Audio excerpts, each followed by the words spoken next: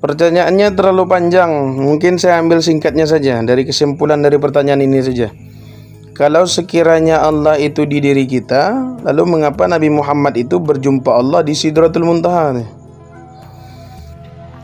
Kalau kita mengartikan Sidratul Muntaha ini adalah sebuah tempat, maka kita akan menganggap bahwa Allah itu bertempat. Padahal Sidratul Muntaha ini bukanlah sebuah tempat.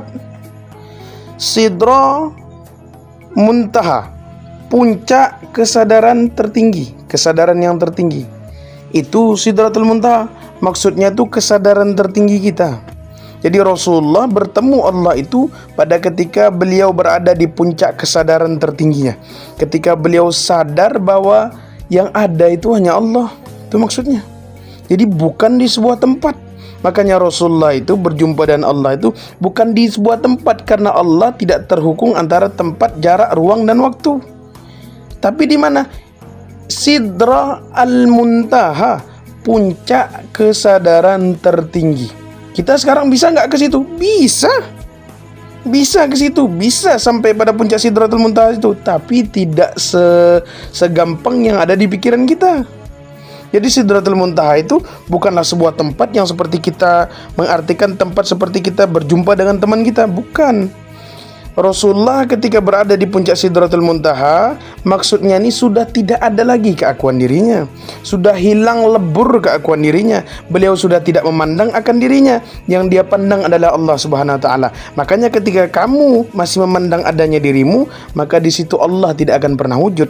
Tapi ketika kamu sudah tak memandang akan dirimu, maka disitulah kamu benar-benar menyaksikan adanya Allah Subhanahu wa taala itu, wujudnya Allah Subhanahu wa taala itu.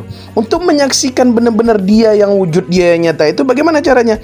Heningkan akal, heningkan pikiran, heningkan penglihatan, heningkan kalam, heningkan hati, heningkan perasaan, heningkan rasa. Ketika benar-benar murni sehening-heningnya, baru di situ sadar sesadar-sadarnya, mampu kita benar-benar menyaksikan, oh la maujud bihaqqin illallah. Tidak ada yang sebenar-benarnya wujud, yang secara hak, yang secara sempurna, yang secara nyata.